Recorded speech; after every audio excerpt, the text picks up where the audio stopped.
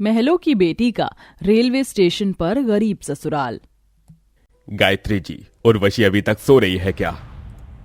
जी नहीं, वो तो अभी कॉलेज के लिए तैयार हो रही होगी। हमने इनसे कितनी बार कहा है कि साधारण लोगों की तरह कॉलेज जाना छोड़ दीजिए।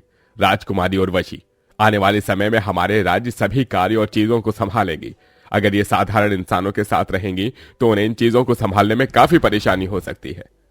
इसी बात से तो हम भी चिंतित रहते हैं कि राजकुमारी उर्वशी का क्या होगा।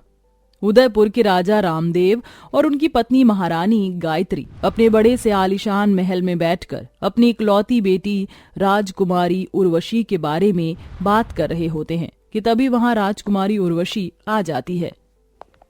माँ, पिताजी, हम कॉलेज जा रहे हैं। राजकुमारी उर्वशी, हमने आपसे कितनी बार कहा है कि आपको ऐसे कॉलेज जाने की क्या आवश्यकता है। अगर आप कहें तो इस कॉलेज का सारा इंतजाम इस महल में ही कर देंगे। पिताजी, हमने आपसे कितनी बार कहा है कि हमें ये महलों की जिंदगी बिल्कुल भी पसंद नहीं है। हम एक इंसान हैं, कोई पक्षी नहीं जो एक सोने के पिंजरे में कैद रहें। वह पिंजरा चाहे सोने और हीरे का बना हो, लेकिन उस पक्षी को सिर्फ आजादी ही प्यारी होती है। न जाने कब आप और माँ हमारी इस बात को समझेंगे। इतना कहकर राजकुमारी उर्वशी अपनी गाड़ी में बैठती है और अपने कॉलेज पहुंच जाती है। जय हो राजकुमारी जी की जय हो। ये देखिए राजकुमारी जी, हम आपके लिए आपके मनपसंद फूल लेकर आए हैं। आलोक, एक तो मैं वैसे ही अपनी इस राजकुमारी की जिंदगी से परेशान हूँ। कम से कम तुम तो मुझे राजकुमारी मत कहो। क्या हुआ उर्वशी? मैं तो बस मजाक कर रहा था, लेकिन तुम तो मेरी बात का बुरा मान गई। सॉरी आलोक, मैंने तुम पर चिल्लाया, लेकिन तुम तो जानते हो ना कि मुझे अपनी राजकुमारी वाली जिंदगी बिल्कुल पसंद नहीं है।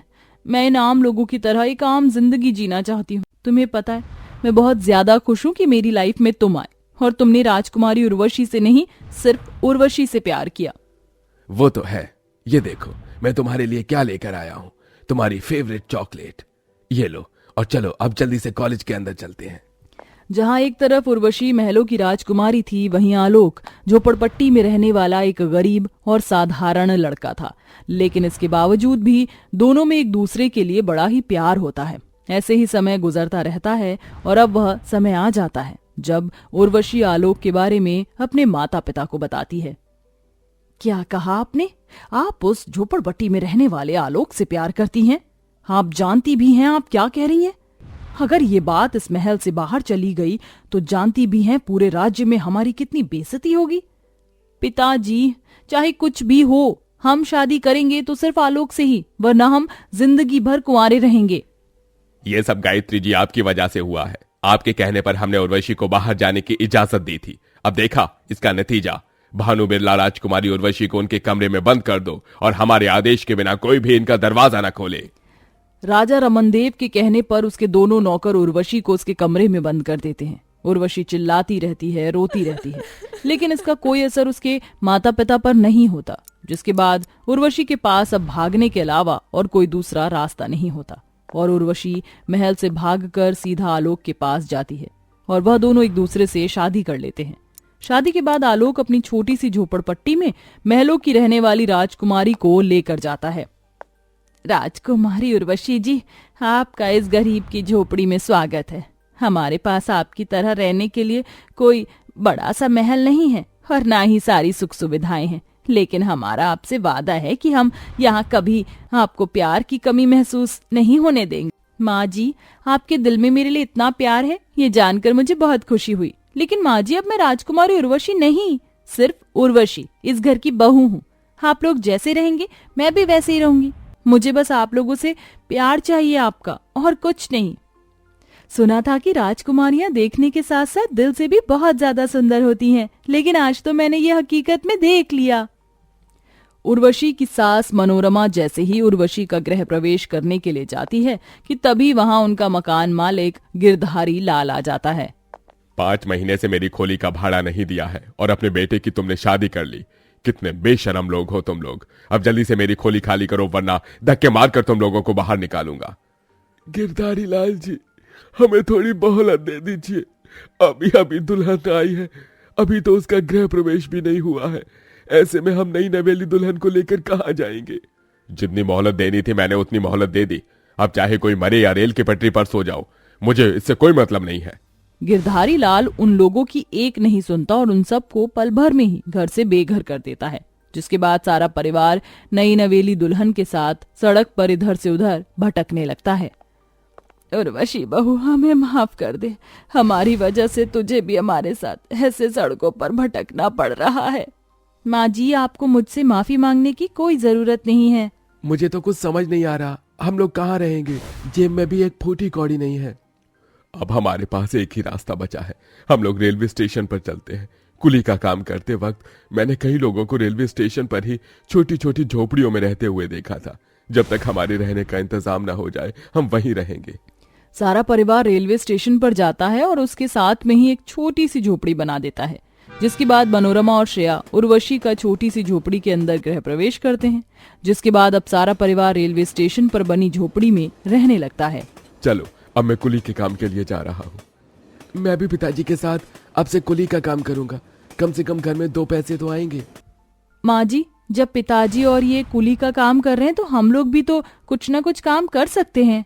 लेकिन भाभी, हम लोग क्या काम करेंगे? मैंने सुना है रेलवे स्टेशन पर मिलने वाली खाने की चीज बहुत ज्यादा टेस्टी होती है, तो क्यों ना हम भी कुछ बनाकर बेचे। मुझे खाना बनाने का बहुत ही ज्यादा शौक है। महलों की राजकुमारी होने के बाद भी आपको खाना बनाना आता है? हाँ, लेकिन अपने माता पिता की वजह से मैं कभी भी अपने महल में खाना नहीं बना पाई, लेकिन अब तो मैं यहाँ दिल खोलकर मजे से खाना बना सकती हूँ। उर्वशी अपनी सास और नंद के साथ बहुत सारी तरह तरह की खाने पीने की चीजें जैसे पकौड़े, ब्रेड, समोसा बनाकर बेचती है। वहीं आलोक और प्रभु रेलवे स्टेशन पर कुली का काम करते हैं और जो भी कमाई होती है उसी से सब लोग अपना गुजारा चलाते हैं। रेलवे स्टेशन पर रहने की वजह से उर्वशी को रेलवे स्टेशन पर बना पब्लिक वॉशरूम ही यूज करना पड़ता था। उसकी गंदगी और बदबू से उर्वशी काफी ज्यादा परेशान रहती थी। उर्वशी को इतनी तकलीफ में देख उसके ससुराल वाले भी अक्सर परेशान रहते थे। ये क्या, आज रेलवे स्टेशन पर इतनी भीड़ कैसे है? माँ, आने वाली अगली ट्रेन में एक राजा और महारानी है, इसलिए रेलवे स्टेशन पर इतनी ज्यादा भीड़ और पुलिस फोर्स है। क्या? राजा महारानी? लेकिन ये हो कौन सकते हैं? उर्वशी इतना सोच रही होती कि तभी रेलवे स्टेशन पर आकर ट्रेन रुकती है, जिसमें से कोई और नहीं बल्कि उर्वशी के माता पिता उतरते हैं। अपने माता पिता को देख उर्वशी हैरान रह जाती है। ये क्या, राजकुमारी उर्वशी, शादी के बाद आपको इन लोगों के साथ इस रेलवे स्टेशन पर ही रहना पड़ रहा है, वो भी ऐसी हालत में? हमने तो पहले ही कहा था कि आप गलत कर रही हैं, लेकिन आपने हमारी बात नहीं मानी। अगर आप हमारी बात मान लेती तो आपको ऐसे रेलवे स्टेशन पर नहीं रहना पड़ता। इन लोगों की तो इतनी ही हैसियत नहीं है कि ये लोग अपनी बहू को एक ढंग के घर में रख सके। बस पिताजी, बहुत हुआ। हम आज तक आपकी इज्जत करते आए क्योंकि आप हमारे माता पिता थे, लेकिन अब और नहीं। आप जिनकी बेइज्जती कर रहे हैं वो कोई बाहर वाले नहीं, मेरे ससुराल वाले हैं, और मैं अपने ससुराल वालों के खिलाफ एक भी शब्द नहीं सुनूंगी। आप लोगों ने भले ही मुझे पैसे दिए हों, मेरी ख्वाहिशों को पूरा किया हो, लेकिन आप लोगों से मुझे कभी प्यार नहीं मिला जो मुझे इन लोगों से मिला है। रेलवे स्टेशन पर रहकर भी गरीबी की हालत में मैं इन लोगों के साथ बहुत खुश हूँ और एक अच्छी जिंदगी जी रही हूँ। कम से कम इनसे मुझे वो प्यार तो मिला जिस प्यार के लिए मैं आज तक तरसती रही। अपनी बेटी का ऐसा जवाब सुन गायत्री और रमन देव का सर शर्म से झुक जाता है। उर्वशी बेटा, तुम इतनी बड़ी कब हो गई ये हमें पता ही नहीं चला। हमें गर्व है कि हमारी बेटी तुम हो। हमने जो भी किया उसके लिए हम बहुत शर्मिंदा हैं। हमें माफ कर देना बेटी। अपने पिता को अपनी गलती का एहसास होता देख उर्वशी उन्हें माफ कर देती है, जिसके बाद गायत्री और रमन देव थोड़े पैसे देकर उर्वशी और उसके ससुराल वालों की मदद करते हैं, जिसके बाद आलोक की भी अच्छी कंपनी में जॉब लग जाती है। कुछ समय में आलोक गायत्री और रमन देव के पैसे भी वापस कर देता है, जिसके बाद अब दोनों परिवार का रिश्ता भी अच्छा हो जाता है और अब सब खुशी खुशी रहते हैं।